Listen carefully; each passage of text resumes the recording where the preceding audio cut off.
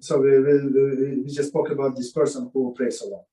From Shmini Atzeres, we recited, there is Mashiv HaRu'ach, etc., until the mussar prayer on the first day of Pesach.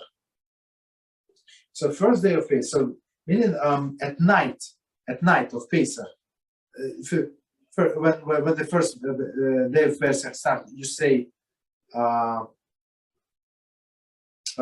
this Mashiv HaRu'ach. On the Shacharis you say, on the Musaf you don't say. So, and one more time, as I remember correctly, Mishnah Brura explains that most of the people are going to be in the synagogue. So that's when the announcement is made, and that's what they do. Okay. So it's like 6 months, less than 6 months. Sorry, it's not that late. Okay.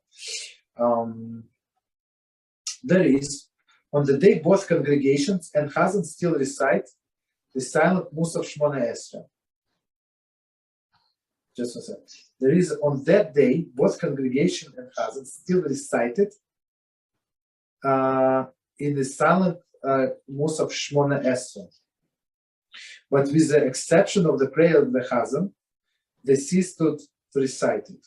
Okay, let's, here Kitzur sets out the halacha according to the custom that does not replace Mashiv HaRu'ach Morid HaGeshem with any other phrase in the sum. See further this year. Okay, so here we're talking about only stop.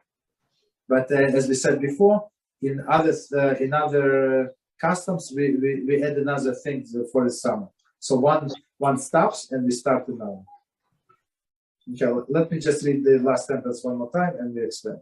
There is, on that day, meaning the first day of Pesach, we're talking about when we end. Both congregation and Chazan still recited in a silent mussar Shmona Esra. So in silent you recite, but with the repetition of the prayer by Chazan, he ceased to recite it. So basically he said, his message, he's not saying, but his message, okay, that's it. That was the last time. Following that, the congregation also does not recite in the following mincha prayer. Since they had already heard the prayer from the Chazan, that he has ceased reciting it in his mussar prayer. Okay, so it's like him is not saying this Mashiv HaRu'ach Morid HaGeshem. It's like for us, it's a sign not to say it. Okay. Any questions? I have this. It would be quite difficult, but now the question is why in Eretz HaKadosh rain is needed on winter if isn't supposed that growing occurs in summer. Okay. So it does not rain in the summer at all. So for 3-4 months, there is no rain whatsoever in Israel. You understand? And the rain is probably they need it always, but after they gather all the crops, let's say by Tishrei, right? They have two harvests in Israel. So the main irrigation occurs on winter. Exactly. That's it. Yes. That's it for the whole year. That's it. You understand? That's critical. And this question that I have is because if you guide yourself by a high level Sidur, you will, for example, you will say Mashiv HaRu'ach in the southern hemisphere, meaning you will, for example, in my city, you will pray for strong winds and heavy rain to fall, and that is the difficult question I have: how to, if you pray thinking in Eretz Yisrael or in the place you live. No, you in a place where we live, we have more than enough rain, all year around. Sometimes it's too much. You understand? But in Israel, it's never enough, basically. So it's a shortage of rain because Hashem said this land is going to get blessing from me personally. How? Through the rain. So rain is a parnasa. It's livelihood of the person. So if it was rain, you have something to eat. If it was no rain, especially in olden days, you have nothing to eat. Drought. It's very bad. You understand? So rain is critical. So we pray here, not for countries where we live in, but for Eretz Yisrael. That's our country. So if I understood well, I must pray following the Siddur, which says Mashiv HaRu'ach. Is okay, so. But we always say that. All of us do that. Because I understood before that you must or you should say according to your season, because in southern hemisphere it's inverted, it's reversed the seasons, and that is the big question. Sorry, I didn't get your question. What do you mean? Here in the southern hemisphere, Okay. it's inverted. I see. So it's basically irrelevant. So I apologize. I got your question. So it's so huge question that I No. It should not be any questions. It should not be any questions. So it says we start when? On the Shmini Atzeres, according to Jewish calendar, when we add on the Pesach, right? On the first day of Pesach, mussar of Pesach, according to what? According to Jewish calendar. That's it. It's irrelevant for relief. Irrelevant. You understand? Okay. So we go by Jewish calendar, but it's very simple. So we don't care about these countries. I mean, they have more than enough rain. But Israel is a very scarce rain, and plus only like a few months a year, so it's not okay. So continue. So commentary. It would be improper to announce before mussar the congregation stop reciting Mashiv HaRu'ach. So I remember it's unbelievable. It's actually from Mishnah Berurah. Unbelievable explanation, right? So because we said clearly that the Shamash announced when we start, people, we said they bang on a desk, on a bench, and to announce that you have to start saying. But now when stop, it's not proper to say to stop, because as we said, the rain is a blessing. So you never say no to the blessing. Understand? So that's why they did not announce. But let's see. It would be improper to announce before mussar the congregation stop reciting Mashiv HaRu'ach, etc. In the same manner that we announce the beginning of recitation Mashiv HaRu'ach. So beginning, no problem, right? Stop, a problem. For we do not wish to appear to be unappreciative of the blessing of rain. It's like, okay, that's enough, HaShem. Okay, thank you, but no. Right? That's a problem. Instead, the Chazan's repetition of mussar Shmona Esra, in which he does not recite Mashiv HaRu'ach, etc., serve that as an announcement that recitation should cease. Mishnah Berurah 114. So this Mishnah Berurah, I mean, he's brilliant. Very short explanation, but that's not, now we know what is the difference. Why it's in one to start they announce even 10 people when we stop we have to deduce from the Chazan repetition. What is the problem, right? So here's the answer. Continue. One who is praying alone should pray the mussar prayer early on that day, so that the Chazan of each congregation in the city will not have ceased saying Mashiv HaRu'ach, etc. in his repetition of Shmona Esra mussar. Okay, so here's different. Because he's absolutely different, right? So when we're supposed to stop, so since an announcement is by the Chazan, right? So if this person is in the village and he would wait until the Chazan in the city stopped, so it's which we say it's like it's a sign to stop, it's an instruction to stop. That would be too late, right? We say that everybody prays. So if he would pray mussar prayer earlier, so there is no problem. As we say, everybody say it in silent Shmona Esra. So and just to remind us, the earliest mussar you can pray after 6.5 hours, seasonal hours. So it's like 6 hours is a midday, whatever is it, like depends on the season, and plus half an hour, and so after that you can pray mussar. No, apologize. No. Take it back. I'm talking about mincha. So after you pray shacharis, you can pray mussar. Apologies. After you pray shacharis, you pray mussar. That's it. So they tell this guy, pray shacharis earlier and start the mussar earlier. So there's no problem, no conflict. Continue. One more time the sentence. One who prays after the chazan has already ceased the reciting Mashiv HaRu'ach, etc. in his repetition of mussar prayer, should no longer recite it. So if you decide to pray your personal mussar, like let's say you're at home, you overslept this and that, and now you pray mussar at let's say at noon. So and you know for sure they already say it, so you say without Mashiv HaRu'ach. There are places where in the summer season, in a place of Mashiv HaRu'ach, Morit HaGeshem, they say the phrase Mashiv HaRu'ach Umorit Hatal. Okay, so that's the thing. Right. Just 1 second, last commentary. That is from Pesach on. So according to this mussar, they stop one Mashiv HaRu'ach Morit HaGeshem.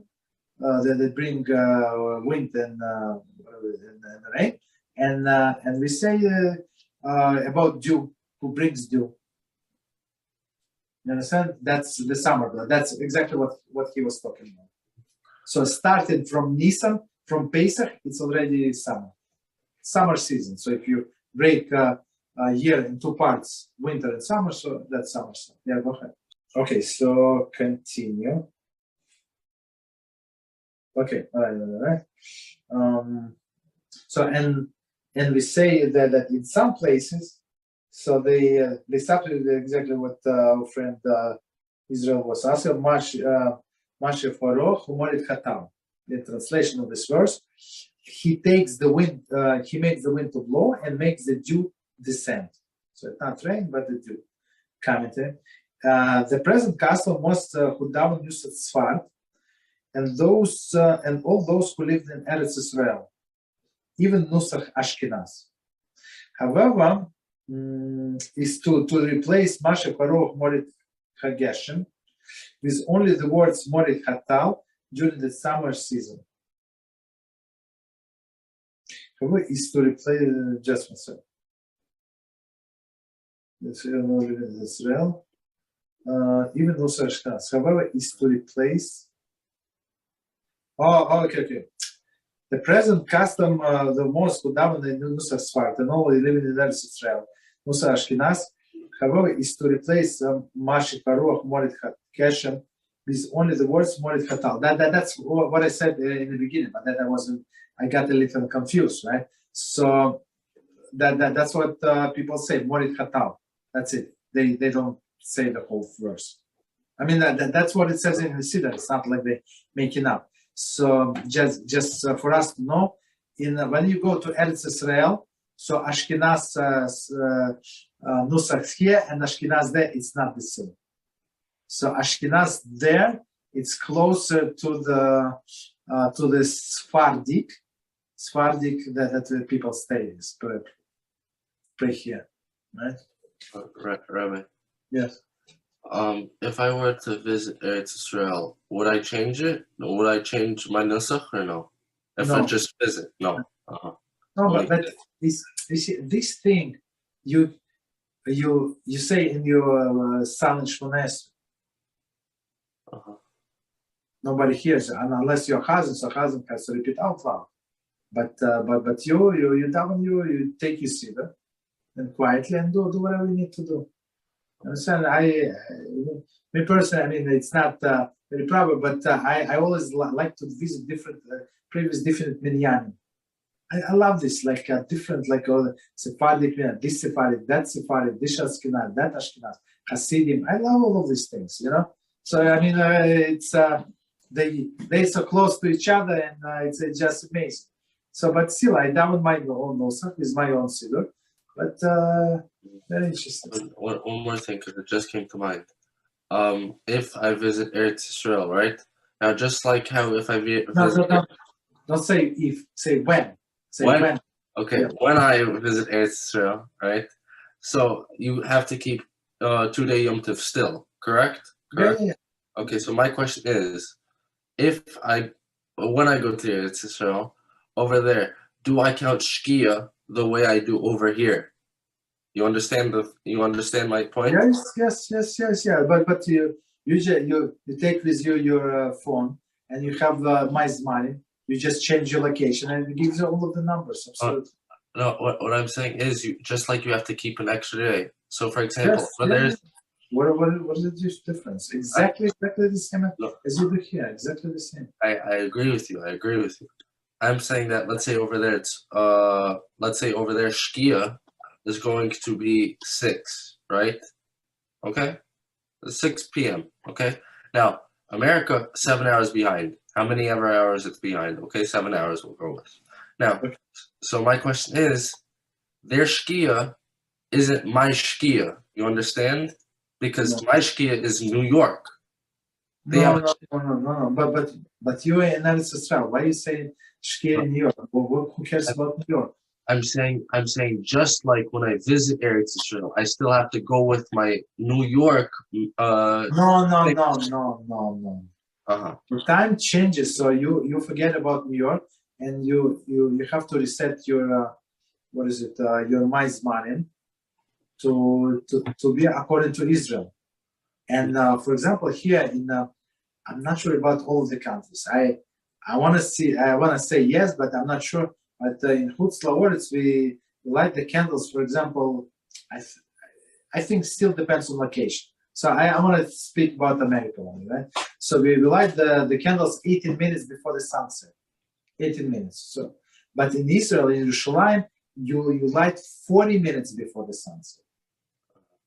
You understand? So you don't go by own calculation where the Shkia is. No. You look at the calendar, you look at the application and see what time is the candle lighting. Okay, of course you know what time is Shkia, because the sun goes very fast, like this. In America, you see the sun. It started. You can go to shul. You can go from shul. You can go whatever. It's like I still said of the sun. It could be 15 minutes, 50. You understand? But they're very fast. Few minutes and it's done. So that's why they say like 40 minutes. Not okay. Understood. You got this. So and when you're in the Eretz Yisrael, so if you're there for holidays, make sure that you somewhere in a touristy area where the tourists come, right? Where you can find the legit minyan. You understand? For the second day. So when we used to, previous years we went there for different holidays, and I would stay for example in Yerushalayim, and not too far from the shul when they have the second day minyan. Understand? So we absorb, like all of the Israeli will drive and do whatever they need, but for us it's 100% holiday. Okay, and continue. I have something about Shkia.